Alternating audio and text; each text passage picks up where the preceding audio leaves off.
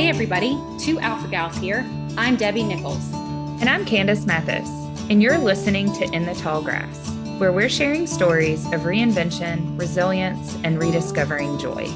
Whether it's facing Alpha Gal syndrome or any other redefining chapter of life, we all have to learn how to navigate the journey through the tall grass. So here we go. We are here today talking with Travis Milton. Travis is executive chef at Nicewonder Farms in Bristol, Virginia, and we are so excited to have him here with us today. Thanks for joining us, Travis. Absolutely. Thanks for having me. Absolutely. All right. So we're just going to dive right in. So over to you, Debbie. Excellent. So Travis, with two Alpha Gals, we're constantly trying to reverse our own narrative. You know, as patients, we get a lot of the sympathy and the poor us, the perpetual patient, essentially. So we want to focus, in our own work on the parts of our lives that we can love and enjoy in spite of Alpha Gal syndrome. So we were really inspired by how you flipped the narrative on Appalachia. Rather than falling into the negative depiction of Appalachia, like some people do, you took the way that you feel about your roots and things that you love, and you really reversed the narrative. And so we'd love to hear what steps you're taking to do this, and just talk to us about why you chose to do this. I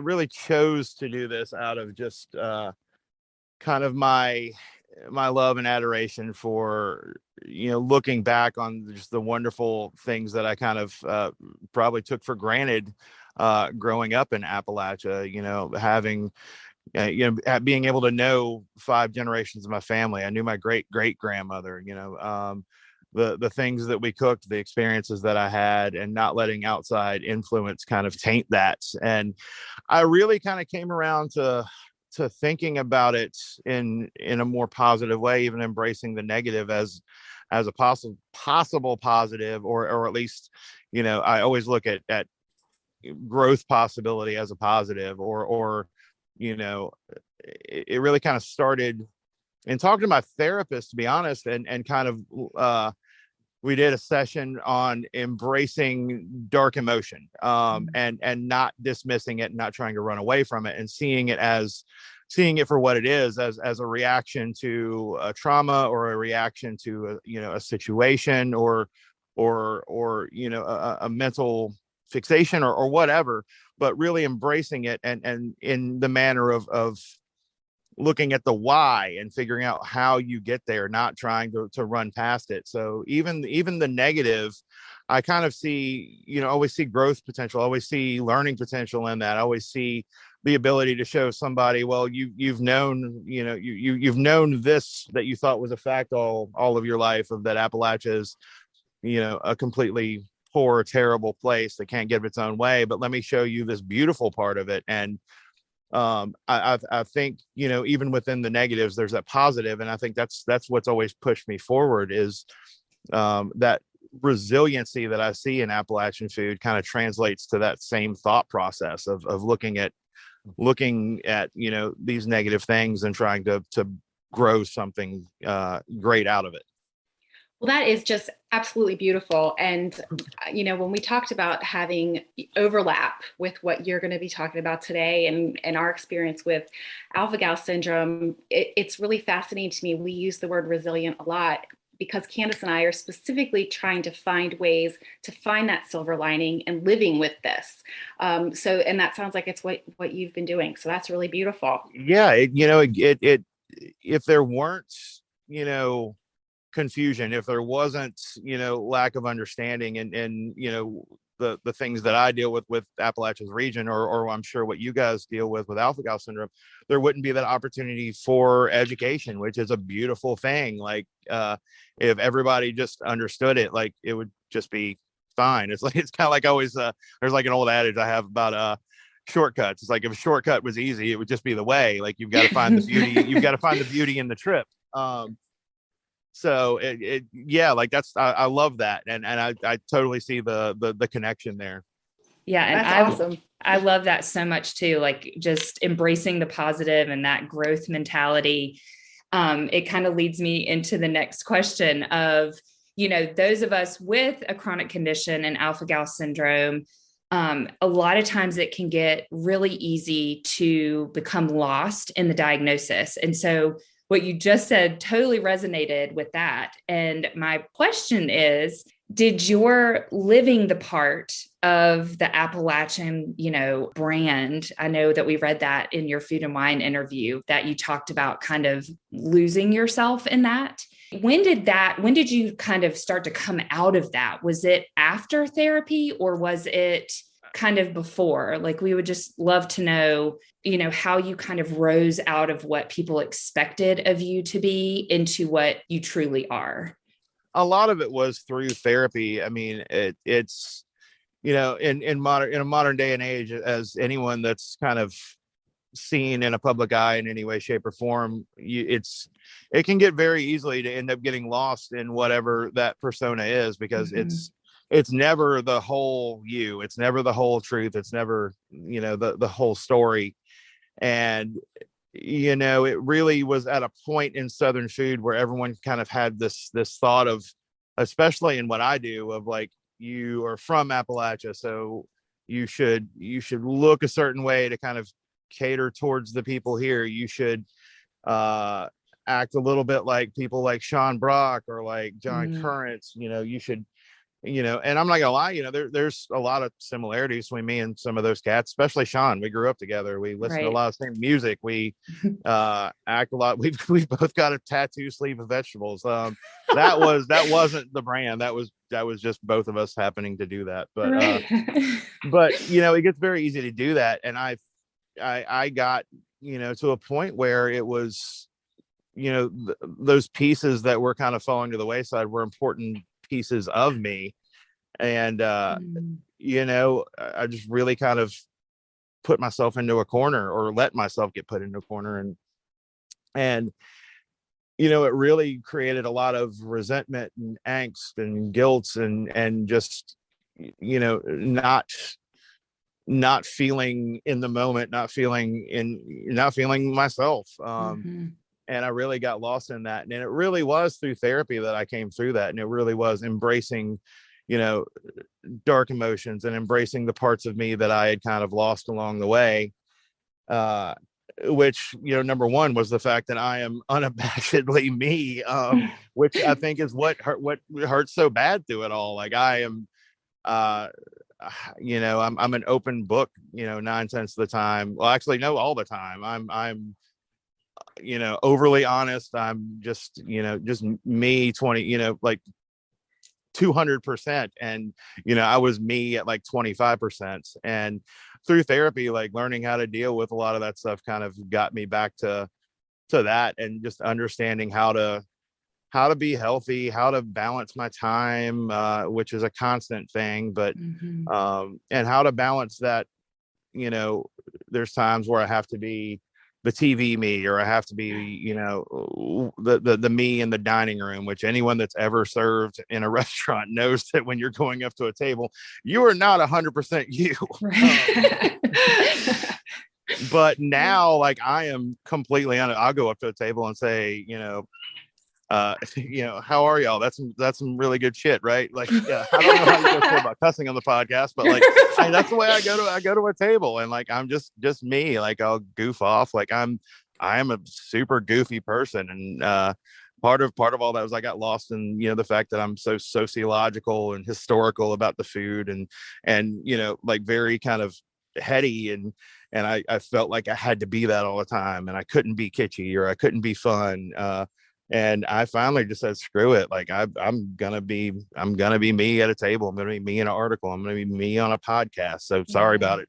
Yeah, you're good. No, I love it. I mean, I think that it, really is a great message for anyone, that we can't get lost in the darkness, right? Like, we have to rise above it and take that first step to acknowledge it. And so I think it's great. I mean, I've seen you, on Instagram and through our mutual friend, and you're so colorful, and like your personality is so vibrant. And so when I read that, that you were in a Tractor Supply shirt with a trucker hat, and I was like, wait a minute. No, Travis has bright colored Jordans and matches like his shirts. Like, what? So I'm sure it was, a journey. And, I think Debbie and I can relate, just walking through the darkness, that you end up coming out of it brighter somehow, Yeah.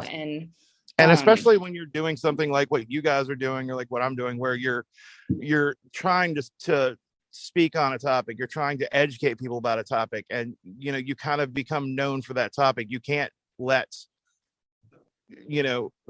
two alpha gals be the dominant, like that's all anyone knows of you. Like that's where it gets tough. It's like I'm more than just the Appalachian chef, and like the thing, I got to the point where it's like, I don't care if you want to know the rest, you're going to. No, I love that. And I think Candace and I had a little bit of that experience, and I may regret saying this later, but I'm going to say it anyway. We talk all the time about authenticity, right? And, you could try to make things work, not being authentic, but it sure works a whole lot better. And our first podcast that we recorded, where we were guests on a podcast, when we hung up, I was like, I think I said diarrhea 3 times. Like we just get it out there. But you know what, like that, people have embraced that. And I think it's because that's who we are. We're moms who talk about diarrhea, so. Well, I've grown to learn, like, it's that honesty and purity that I think people actually embrace more than the other, when they see, and part of that is like something I talk about all the time, is that authenticity is not it's not a Polaroid. It's not a moment that's just stuck. Like, it's an ever evolving thing. Being authentic means that you are who you are when you are. Right. Right. No, I love that so much. And, you talked about some of this coming out through therapy. We're really big proponents of mental health, and we've got more questions about that. But I'm wondering, was there a defining moment where you sort of stepped into this place of authenticity, where you're accepting who you are, and you knew that you needed to put self-care first? It really was coming out of my restaurant before Nicewonder Farm, before Hickory. I was in a place where I had, business partners that really they really just didn't understand me. And they really just kind of understood the persona of me that I was just talking about, that was kind of this sociological heady, just a chef. And they didn't really see, or really even want to see the rest of me. And sorry, I'm actually crossing the street. You're fine. So that was, that combined with everything, and I was really kind of pigeonholing and kind of forcing like a restaurant in an area that really wasn't ready for it or could support it. And, that was frustrating. And coming out of that, I really kind of understood to kind of like embrace failure, embrace, all the parts of me. And it was really kind of I won't say it's rock bottom. I definitely could be in a worse spot at that point, but it was kind of it really boiled down to that one day of embracing negative emotion and negative circumstances, and seeing them as growth potential. And that's where I really did kind of start to get back to myself, because one of the reasons why I kind of became known for like my historical takes on food and that kind of stuff was because, I love learning. Like, I miss school. Like, I'm a weirdo. But, you give me a growth potential, you give me constructive criticism, and I'm a happy camper. So it really, really stemmed out of that one session that I was talking about earlier. Mm-hmm. It's great. It's amazing. I mean, it really is. And so, like, beyond the actual therapy, are there other like forms of self-care that you do on a daily basis, or like what are your favorite things to do for self-care? Luckily, like I'm able to go forage and things like that have to do with, parts of my job that I really, really adore. I get to go just kind of, my therapist used to always tell me, go hang out with your chickens.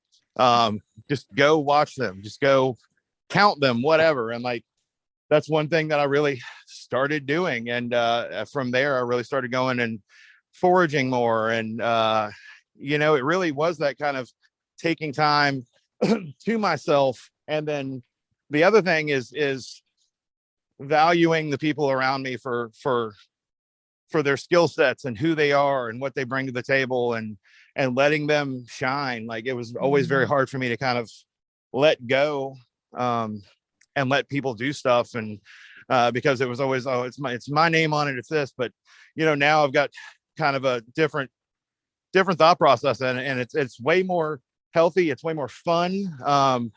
I get to collaborate instead of just me putting together a recipe, and that's amazing. I love collaboration. I love sitting down and hearing different ideas and different points of view. So in being able to do that definitely is I think one of the more things, or one of the biggest things. Sorry, I'm walking through downtown Nashville. A big truck. You're fine. But one of my favorite things that is not something that people would necessarily say, oh, this is self-care, but for me it is, like, hearing different points of view, hearing the people around me and talking to them. Like, it's one of my favorite things. I loved what you were sharing with, like, just the various things that you find self-care in. And I think a really deep part of that is being a servant leader, or having that servant heart. And when you can embrace others, it actually is a huge gift. And I think it's a positive gift that we're given more so than we even realize. So I love that you brought that to the attention of others. I think it's also that level of vulnerability, of sharing, of like, one of the things through therapy that I've talked a lot about and learned a lot about is vulnerability,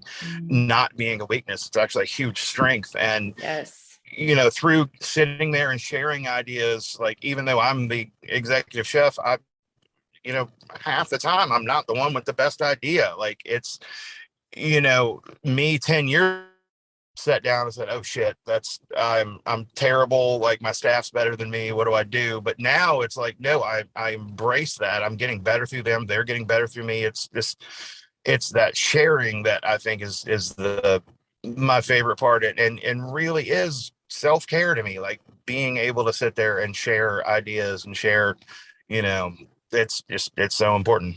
Yeah. Well, I think that's beautiful.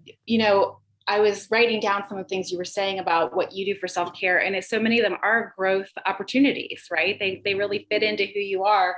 And when you mentioned vulnerability, that's another thing that Candace and I talk about all the time. When she was really cute, she had to get real vulnerable to ask for me and whoever else could come and sit with her when she was sick, and just to be there. And it's hard. It's hard to suddenly become vulnerable, but it does make us safer, and it does make us better people. And the last thing I wanted to mention about what you had just said is, I also have chickens, and I find that sitting with my chickens, I have sheep too. And if I'm stressed out, I literally go and sit on a rock and just let my animals wander around me. Yeah, it's amazing. I love it. Last night, after we did a tapping session, I was actually down there on my rock with my sheep and my chickens, just tapping, like it's so therapeutic, like just sitting there and just having them just run around. I agree. I love it. Another question we wanted to ask you was, with alpha-gal syndrome, or really any food allergy, one of the factors that plays into it is this feeling of grief. There's this immediate loss of not just the food you love or the products that you love, but also, traditions change, holidays have to change. And so at Two Alpha Gals, we're trying to walk this fine line between reinvention, reinventing the dishes to make them alpha gal friendly, reinventing, or exploring completely new ways to do things, different ways to celebrate our holidays and whatnot. We're walking that line with also being true to the tradition. So we've never looked at tradition through your lens, and we were fascinated by what you said in the article in Food and Wine magazine, because you clearly honor the tradition of your grandmother's recipes in order to shine the light on her story. But you mentioned that you always add your own touch. And so it feels like through that, you're really honoring her story, but also honoring your piece of the story through reinvention.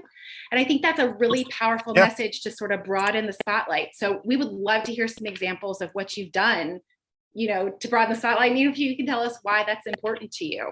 Well, I think anyone that has sat down in a kitchen with multiple generations of their family, especially during like a Thanksgiving dinner, or through cooking, you'll hear everyone has their own kind of addition and spin as it goes through the generations. And like, I think that's one of my kind of inspirations in my take on tradition. And another is going back to that statement I was talking about earlier of authenticity is an ever-changing thing. And looking at Appalachian food, there's so many factors that have really kind of forced creativity throughout that, necessity being the mother of all invention. That is the tradition to me, that ever evolving, that ever changing, that each person putting their own additional touch to it. And the prior generation is going to give you shit for it. That's going to happen. Grandma's going to give mom crap for like her doing this to that. Mom's going to give me crap for doing this to that. And my mom's sitting in the back seat, so she's probably nodding her head right now. But that's a part of the tradition, and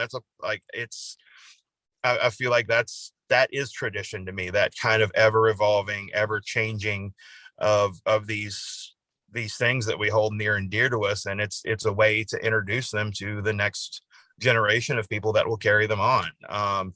So that's the way I kind of see tradition in food as this. If there's no creativity, there is no tradition. Like that to me is the crux of it. Yeah, that is so beautiful. And I love how, it all kind of intertwines, right? Just this like authenticness to creativity, to being a good learner and a good teacher. Like that's really important to you. And so I want to ask you this, and I may be able to Google it. However, we would like to know, what is a greasy bean? A greasy bean is a variety of pole bean that is very popular in southwestern Virginia and in central Appalachia. And it's called a greasy bean because it's very shiny on the exterior of it, on the husk of the bean, almost like a wax bean, but it doesn't have the texture of a wax bean. It has the texture of like a half runner or like a typical pole bean, but it's super shiny, and it got the name greasy bean because people would say it looked like it was coated with grease. I actually have them on my arm. Hold on. Nice. My hair looks like dog shit. I'm sorry. That's the one terrible thing about hair, like looking like this is terrible. Well, at least you're just going to be on audio. Yeah. That's a greasy bean. Oh, look at that. Okay. I like the radishes too. Yeah, I love watermelon radishes. Actually, I'm curious off of that last question. Is there a traditional recipe that's like your favorite to make? Involving greasy beans? Involving anything. Oh, God. Apple stack cake. That's one that I don't really tread too far from. And the one time I did, every time I do a food festival, like one of the things about being the Appalachia guy is everyone's always like, can you make apple stack cake? I've heard about apple stack cake. Can you do your course plus can we do apple stack as dessert? And I did, I used to do, well, I still do, the Atlanta Food and Wine Festival every year. And one year I was doing this very big, very expensive, exclusive dinner. And they had asked me to do an apple stack cake, but they asked me to put a spin on it. And I was immediately like, it's pretty perfect the way it is. I don't want to do that. And they were like, well, these people have had your apple stack in the past, but we really want you to do it. But is there anything you can do different? And one thing that the point that I ended up at was kind of taking the thought process of the prior conversation we were just having about tradition, and I took, and each layer had a different significance and a different generation or person in my family. So one layer was a Rambo applesauce, which was my great grandfather Wheatley's favorite apple, and my mom makes it and it's really it's a summer apple. It's kind of hard to find. And then one recipe for the cake was from one side of my family, and then another layer of cake was from the other side of my family, and one was from a different grandma, and one was from myself. So it ended up, each layer of this cake represented a different person or portion of my family, and like that to me was probably the most beautiful creative stroke of I won't say genius because it's me, but I was smart for 2 minutes, and I came up with a way to do it that felt very true and honest still, but was putting a different spin on it. That's excellent. I mean, the way you were telling us about it, it sounds like it was exactly what I was saying earlier about broadening the spotlight, right? You're sort of covering the tradition, putting your own spin on it, but you really honored the tradition through your own spin too. That's really neat. It was pretty fun. Were you able to share with people that's what you had done? Yeah, I was able to go out, and then like 3 people started crying, and which I always like. I it's terrible that I say this, but I always enjoy. Not that they're crying, but the fact that I've actually been able to communicate a story to them, or take them to a taste memory, or just evoke a feeling, which is really, really cool to be able to do, considering food is just at the end of the day something that we have to live, and being able to take something that's just so cursory and foundational and being a human, and giving so much significance to it to someone is an amazingly special thing, and that's something that's always kind of kept me completely engaged in what I do. Sure. As a lover of food, I totally understand. Food is much more than just living to us. Well, oftentimes it's, we've got to accommodate it so we can keep living based on what we're eating. But my mother-in-law was the same way. Her love language was food. And I would even say Candace's is sort of the same way. And there's something about being able to invoke those emotions. So thank you for sharing that with us. And then moving a little bit in a different direction, but still talking about food, we'd like to know from your perspective, what are crucial things that those of us who are dining with food allergies need to communicate with everybody in the restaurant, the chef, the wait staff, the restaurant management? What can we do as consumers to make the experience easier for you? Well, I think, first and foremost, I think that the narrative needs to be switched a little bit, and that we need to make it easier and better for you. We're in the hospitality business. Like, we're there. Our job is literally to make you feel special, happy, good, fed, sustained. The work shouldn't be all on you.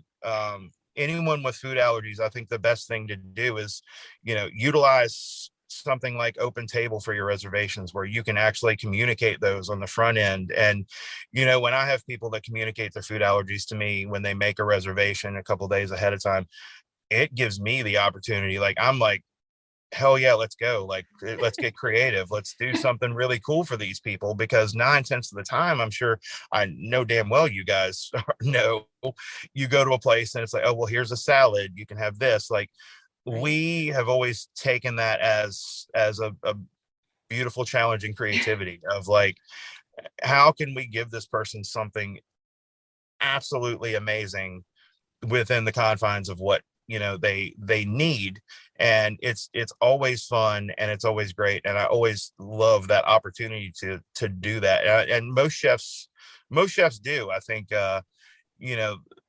there's still a lot of cooks out there that kind of give us a bad rap for complaining about, oh, this person's got a food allergy, oh, that's bull crap, oh, lactose intolerant, whatever, they're just gonna fart, like, right. And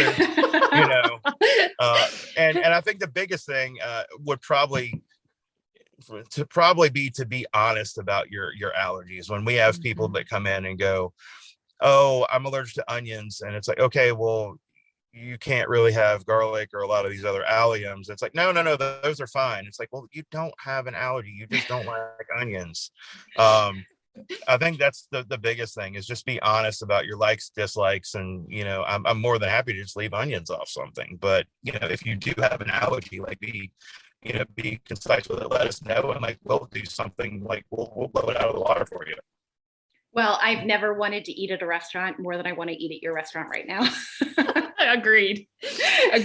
And it's been one of those things, I've had really good experiences, and I know a lot of people have come to our page, socially, or our website, and they are terrified to eat out because our allergy for most people is very severe. And I have had really great experiences at restaurants similar to yours, that the chef is, embraces their gift of creation, and it is almost like an inspiring challenge to them to create something. My husband and I went to the Ordinary in Charleston, and I almost cried when I received my meal because it was actually better than my husband's, and it was not on the menu. Like, he totally made an Alpha-Gal safe. It was this amazing tuna and vegetables, and it was all made safely. I didn't have a reaction. I'm extremely anaphylactic, and I just refuse as a foodie and lover. It is my love language is food. I wanted to be a chef. I wanted to go to culinary school when I was in high school, but I didn't because, you were supposed to go to college. However, I digress. But, I can't give that up. So I will seek out the restaurants that the chefs have the same mentality as you, because we do deserve to experience and have that, emotional experience in a positive way, because food is such an integral part of our world and our culture. And so I love that you are willing to do that for your customers too. So Debbie and I are now going to have to book a trip to Nicewonder Farm. You guys totally got to go. You absolutely. I love it. So a little bird told us that you are a huge Golden Girls fan and might even have a tattoo to prove it. So we would love to know what you love about the Golden Girls. So yeah, I do have a tattoo. I have them tattooed across my chest as Mount Rushmore. I've always loved the Golden Girls, and the humor is amazing. The one-liners are just insane. And they are so sharp. I mean, like, going to like one of my favorite, like, Blanche quotes. She's talking to Dorothy, and she just says, "Quiet, you trash." I mean, they are like very cold-blooded in their interactions sometimes, and it's just beautiful. Like, and I think it boils down to, like, growing up, I was around a lot of older people, and I watched a lot of my parents let me watch Saturday Night Live, movies like Caddyshack, or I mean, hell, even Cannonball Run. Like, I don't know, like, I was watching stuff that, like, I was laughing at things and didn't even know why I was laughing at it. And I don't know, I think it just kind of really kind of gave me a maybe an overdeveloped sense of humor, and probably why I did stand up and have a self-deprecating attitude and try to be the person that adds levity to everything, and also I tend to have a very sharp wit. So I think the Golden Girls definitely had a hand in that, with a little bit of Steve Martin, a little bit of Gilda Radner. I was in love with Gilda Radner. I have been my whole life, like, as a kid. And but yeah, I mean, life motto: Dorothy on the streets, Blanche in the sheets. Like, way to live. Well, and they're like unapologetically authentic, right? Yeah. Like, I think it kind absolutely. of goes with, yeah. I think it lends to, like, making complete sense in who you are and why that resonates with you. Yeah, that probably does make sense. That just dawned on me. I think there is definitely no holding back on them. And we all need a person who adds levity to every situation. That's a good person to be. Yeah, it's funny. Like, sometimes I feel like I've got the Larry David, like, song at the end of the show, the dun, dun, dun, dun, dun, and I'm just end up, like, with my hands to my side, like, who, me, what? Because it'll be like a tense situation, and I say something completely off the wall. Right.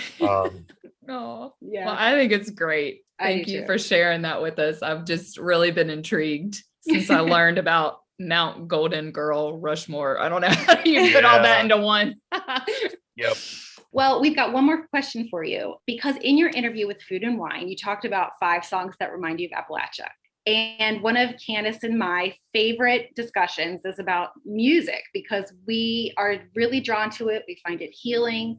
And it's also something that we enjoy without worrying about a reaction. So it's an Alpha-Gal safe activity. So what I'd like to know is, if you were to pick one song that brings you joy, either right now or when you've needed it most, what would that be? Good Christ, that's the hardest question you could probably ask me. We hear that a lot. Same little bird probably told you to ask me that. God, it really just, it's all over the place. I am, I talked about, like, I was a DJ. Like, I am so music centric. I almost think that I'm on some form of like the spectrum in regards to music. It's just, I constantly have song lyrics in my head. I can remember song lyrics after 2 seconds, and it's just a part of my, like, every minute of every day. Music is, if I wasn't cooking, I would be one of those stereotypical surly elitist record store owners that talks crap about, like, the stuff that you're buying. Right now, probably Get Into the Groove by Madonna. I'm a huge Madonna fan. It bounced between that and then, like, I love September by Earth, Wind and Fire. I can't not be happy to that song. Yes. I don't know how anyone could be mad when that song is played. Dancing in the Moonlight by King Harvest. People Get Up With Your Funky Self, but I believe that's the name of it, by James Brown. I don't know. I could go on for like 50 million of these. Like, I've got a whole playlist of just these. That's probably 5,000 songs. I love it. I had the hardest time too. So Debbie and I decided we were going to ask every guest this question. I decided to give an album for my first one song, so I can totally relate. What was it? It's really hard. Well, we were talking about our symptoms and kind of, the beginning of our acuteness. And in that time for me, it was Dave Brubeck's Take 5 album. I needed something that's good. Yeah. I needed just something without words. And I'm like you, Travis. I told my husband, if I could have learned math in the form of a song, I would have been a math genius. Yeah, I would be unstoppable if I could do that. And because I can remember the most obscure songs, like, it's crazy. And so, yeah, that one was, I just really love Dave Brubeck. I'll actually, like, now that you say obscure, I will tell you, like, there is one end all be all that probably should have been the answer. It's an obscure Rod Stewart song from the 80s, which I, for some reason, adored as a kid, and I hadn't heard it in forever. And one night in the restaurant, when I still had Comfort in Richmond, it came on because we love listening to these old Casey Kasem countdowns. And because we love music trivia and all that kind of stuff, and he's always got trivia. And this song came on, and I immediately was like, oh my God, I loved this song. I still love it. I haven't heard it in forever. And it's from a movie called Legal Eagles, featuring Robert Redford and Daryl Hannah. And it's called Love Touch, and it's the most ludicrous song in the world. It's got kettle drums. The lyrics are terrible, but, like, everyone would just, like, go nuts in the restaurant when this came on. Everyone would just like, yes, Love Touch, because I would just put it into, like, I was on every playlist that we had, so it was bound to come on at some point in the night, and it never lost its charm. Like, this went on for 5 years, and everyone, every time it would come on, would just go nuts and be super happy. I'm totally Googling that when we get off this call. It is so bad, and if you can find the video, it's even worse. But good. God, I love it. Oh my gosh, that's fantastic.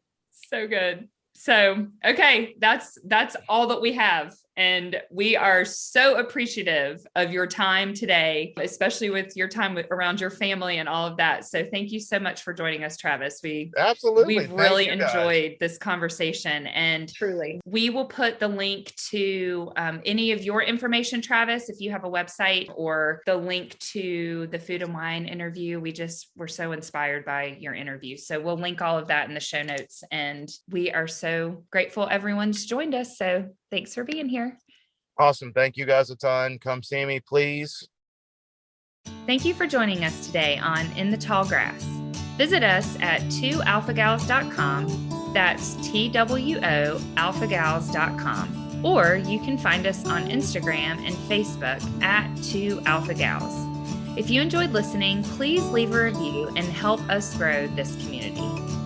We're all faced with obstacles on our journey, whether it be food allergies or tick-borne diseases. You might outgrow the reactions, but you won't outgrow the person you become. Ticks suck, but life doesn't have to.